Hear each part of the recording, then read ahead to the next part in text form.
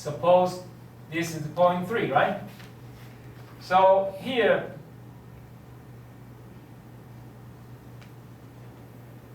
point 1 to 3, okay, point substitution effect, 0.1 to 3, okay? So you know that substitution effect is always negative. Substitution effect is always negative. So because of this, interest rate goes up, your consumption goes down, okay? Consumption goes down. And for this person, because he is a saver, he lends money to others. When interest rate goes up, he gets more interest payment, right? His income goes up. So here, 3 to 2, that is income effect. So in this case, interest rate goes up, he consumes more. Okay, in this case, interest rate goes up, he consumes more. Okay? Any questions? You know, you want to do a little bit of practice here and to see how everything going to work out. Okay? This is in the book. Okay, this part is in the book. Okay, questions? But something you want to be very careful, because I told you, for macroeconomics, okay, for macro, interest rate goes up, consumption goes down. Okay, interest rate goes down, consumption goes up. Okay, but in microeconomics, it's not necessarily the case, because you have substitution effect, right? So here you have substitution effect, but also you have income effect. Okay, you also have income effect. So what does that mean? That means if I'm a saver, okay, if I'm a saver, if interest rate goes up, okay, I may consume more. I may consume more. Because if I'm a wealthy person, I lend a lot of money to others, and now interest rate go up, what happened? I may decide to consume more. But in macroeconomics, if interest rate goes up, consumption will go down. Just like when we talk about microeconomics, of course you know the, what's that? Law of demand, right? Law of demand. What does law of demand tell you? Price of X goes up, quantity of X will go down, right? Okay, price of X goes down, quantity of X goes up. Can you tell me, is there any exception? Okay, is there any exception? 所以说, any exception? So this is law of demand, right? We say price goes up, quantity goes down. Any exception? Is in the text. Question 12. Given goods, right? Okay. If it is given goods, what happened? Price goes up, quantity goes up. Okay. But you know, macroeconomics is talking about something general like law of demand. So that's substitution effect. But in microeconomics, you have to talk about income effect as well. Okay. And later on, when we talk about you know, the supply of labor, when we talk about supply of labor, you will know. Probably I can ask you now. Okay.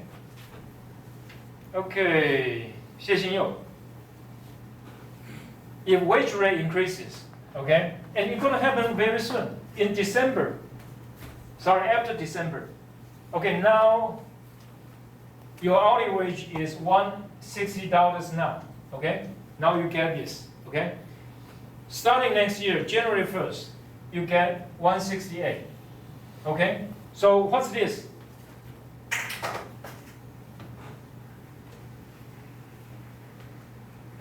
So wage rate goes up, okay? Wage rate goes up, you're gonna work more or work less? Work less? Work more? $8 difference. You're gonna work more or work less. So the same thing, right? You have two effects. One is substitution effect. What's the other? Income effect, okay? Okay, so it is 160 in the past, and suppose now it is 168. If you're going to take an hour off, that means you don't work for 1 hour. you lose 168, right? So what would you do? Work more or work less? Depends. $8 difference. Supposedly, your opportunity cost of leisure, your opportunity cost of not working going up, 168, $8 more. Okay? So in this case, whether you want to work more or not really depends. But I suppose because in the past you don't work for 1 hour, you lose 160. And now you don't for 1 hour, you lose 168. You lose more, right? So probably you're going to work harder, right? Okay? But what happens if 1 hour you work, okay, suppose this is your wage rate now, 1 hour. What would you do?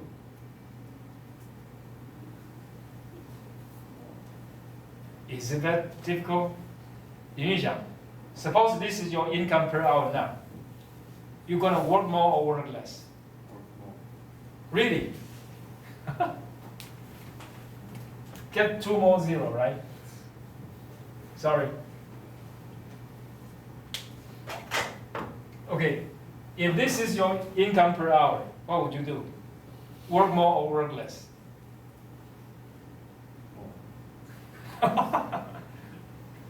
So that's non-satiation, okay? Non-satiation. Satiation means you're satisfied, so you're never satisfied. Let me give you one example here. You know, there are doctors here, right? I used to work in Taiwan, okay? A small village. We all know that doctors are high-income people, right? Doctors have high income. But if you look at Taipei, okay? If you look at Taipei, some doctors only work for 4 days, okay? And the small village in Tainan, the doctor works 6 days.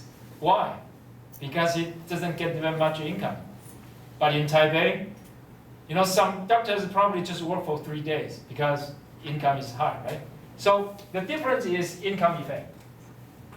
Suppose wage rate goes up, your opportunity cost of not working is going up. So supposedly wage rate goes up, you should work more, right? So this is substitution effect. If wage rate goes up, you should work more. This is substitution effect. But the other is income effect, right? Because the more you get, so I'm kind of surprised. You're still going to work more. I suppose, you know, if I can make this money 1 hour, right, I will quit on the first day, you know, right? Just make 8 hours and happy all the year round, right? Anyway, so substitution effect is here, but income effect may also work. So this is one of the reasons we have it called backward bending. Backward bending. Supply of labor. What does that mean?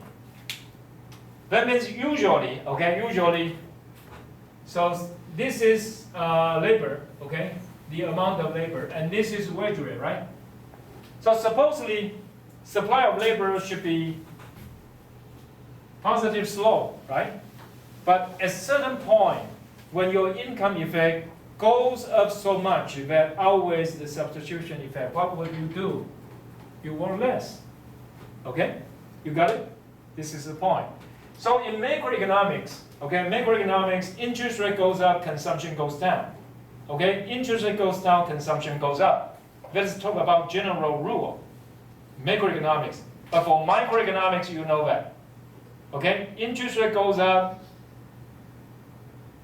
your consumption may go up or down. Interest rate goes down, consumption may go up or down. Depends on who you are, a lender or a borrower. Okay? Okay, basically we finished quite a lot of things. So this part is in chapter 4. Okay, this part is chapter 4. You want to spend some time, look at it, and do some exercise. Okay? Now let's get to the other part.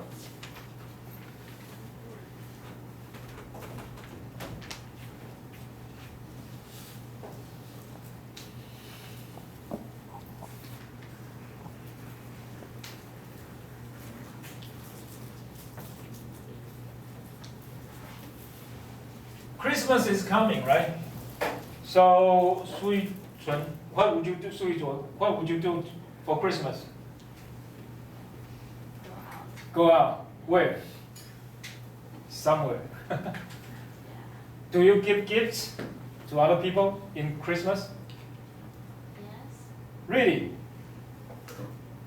What kind of gift?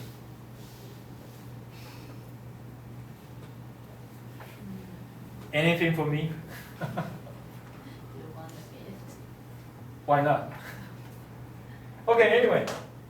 We talk about gift giving. Gift giving.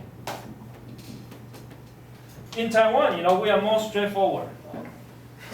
For wedding, okay, wedding for whatever occasion, wedding and New Year, right? What do we give people? Red envelope, right? And inside is money, so you can purchase whatever you want. But this is not the case for American people. When Christmas is coming, people give gifts. Okay, let me ask you this question. Which time, okay, the department store is more crowded, okay? Before Christmas or after Christmas? 陈子帅, okay, you got the questions? Which time is more busy? Is busier for department store, before Christmas or after Christmas? Before Christmas. Before Christmas? Okay, so Novan. Which time is busier for department store, before Christmas or after Christmas? Excuse me? After, why? Because people exchange for something they don't like, right? So if you get red envelope, that's easier. You buy what you want, okay? So how can we analyze this with economics?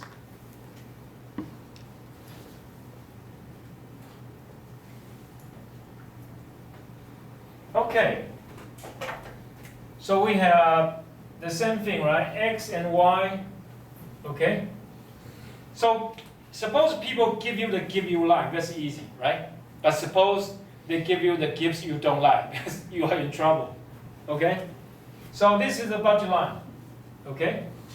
And suppose Miss Sue give me some gift, okay?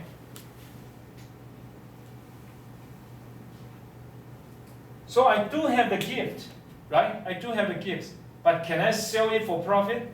Probably not. Because this gift she gives me, I cannot use that to purchase something I like. Why? Okay, so here it is. So this is the dotted line.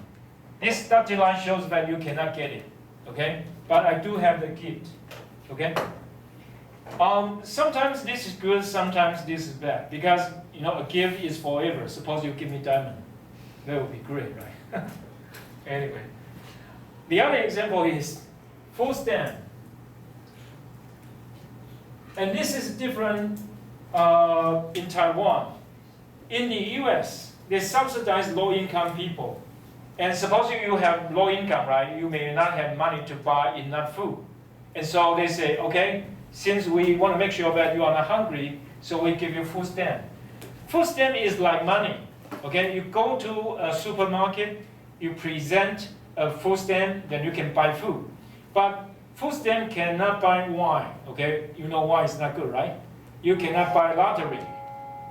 Okay, well, anyway, next week, see you next week.